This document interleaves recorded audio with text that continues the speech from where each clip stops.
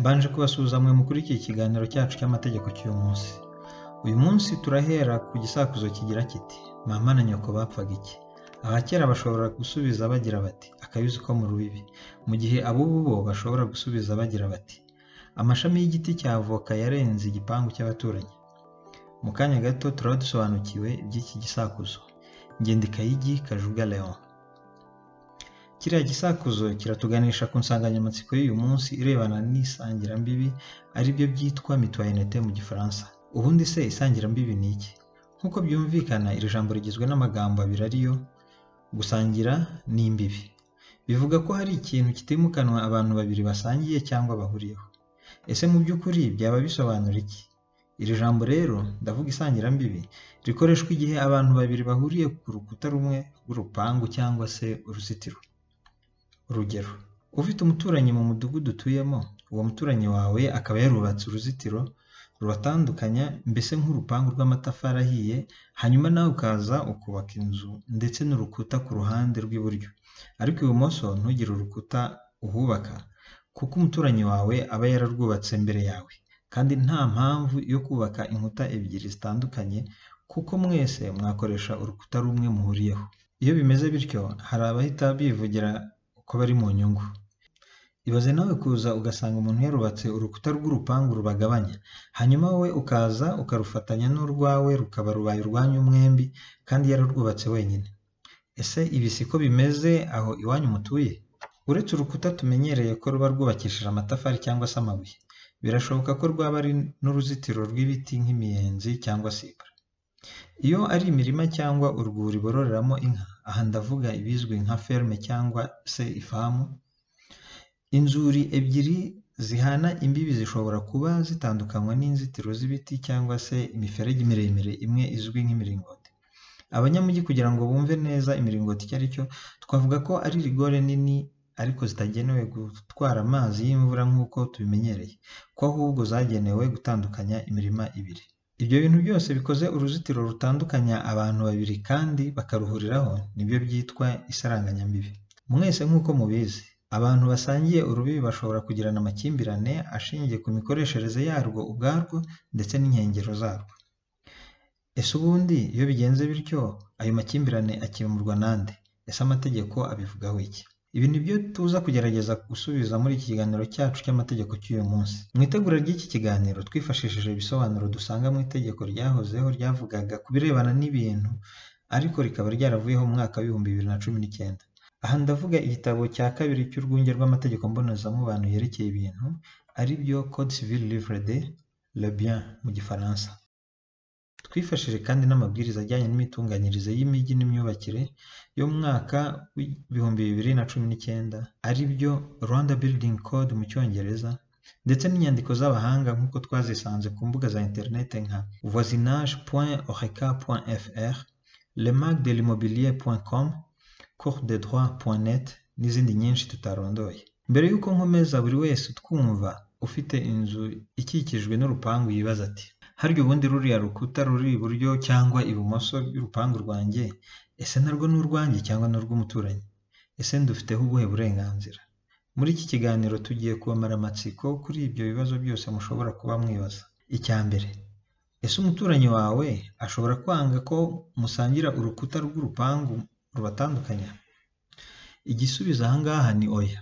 Ntabwo umuturanyi yakubuza ko ugira uburenganzira ku rukuta rubatandukanya yitwaje ko ari we warwubatse kandi akarwubaka ku butaka buherereye mu kibanza cye. Muti gute rero? Ubusanzwe nta muntu wagutegeka ko umugurisha umutungo wawe cyangwa igice cyawo utabishaka. Nta n'ushobora kugutegeka ko musangira umutungo wawe bwite utabishaka.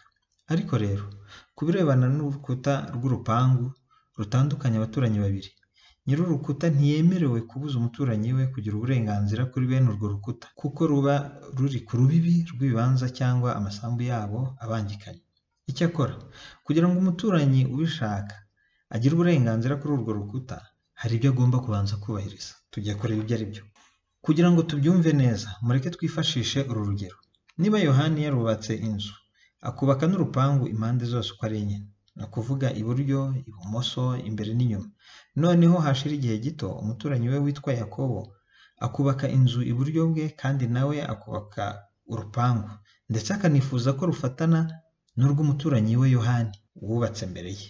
Ntabwo Yohani azamubuza kubikora, ahubwo kugira ngo urwo rukuta barusangire rube urwabo bombi, kandi rwarubatswe na Yohani gusa, birasaba ko Yakobo abanza kwishyura 1/2 cy'agaciro k'urwo rukuta ndetse na 1/2 cy'agaciro k'ubutaka urwo rukuta rwubatseho. Tuvuge ko urwo rukuta rufite metero 30 z'ubugari uva inyuma mu gikari ujya ku marembo y'inzu, rukagira n'uburebure, ndavuga hauteur mu gifaransa, bwa metero 170. Niba nyuma yo kubikorera igenagaciro dusanze amafaranga y'urukuta angana na miliyoni 1 y'amafaranga y'u Rwanda, n'ubutaka urukuta rwubatseho rukaba rufite agaciro ka miliyoni 1, bivuze ko urukuta rwa Yohani rufite agaciro k'amafaranga y'u Rwanda miliyoni 2. Ahangaha ni ukuvuga kugira ngo Yakobo agire uburenganzira kuri rwa rukuta rwubatswe na Yohani wenyine, agomba kumwishyura miliyoni 1 y'amafaranga y'u Rwanda. Icyitonderwa, Yohani ntabwo ashobora kubwira Yakobo ngo ayo mafaranga yawe ntayo nkeneye, nawe ubaka urukuta rwawe, ntugire icyo ukora ku rukuta rwanjye. Ahubwo wenda aramutse yumva adakeneye ayo mafaranga yayareka, ariko akamureka bagasangira urwo rukuta, bakarukoresha bombi, bakanarugiraho uburenganzira bungana nk'aho bafatanije kurwubaka. Wowe twumva nonaha, aho iwanyu byifashe bite? Bene ibibazo birahaba? Ese mubikemura mute? Icyo nzi ni uko abantu benshi iyo bubatse mbere basangira n'abaturanyi babo inkuta z'ibipangu byabo batabanje kubishyuza amafaranga y'urupangu cyangwa ay'ubutaka urwo rukuta rwubatseho. Ibi ni byiza rwose, muzabikomeze. Icyakora niba hari uwo bishyuje 1/2 cy'agaciro k'urukuta rwubatswe n'umuturanyi we, ntiyumve ko yarenganye. Icyitonderwa, kubasobanurira icyo amategeko avuga ku isaranganyambibi si ukugira ngo mutangire mwishyuza abaturanyi banyu mwari mwarasoneye amafaranga mwubakishije mwenyine urukuta musangiye, ahubwo ni ukugira ngo bijye bibafasha mu gihe mwananiwe kumvikana. Naho ubundi nk'uko mubizi, gukora ibintu mu bwumvikane nibyo byiza kuruta ubundi buryo bwose umuntu yakoresha.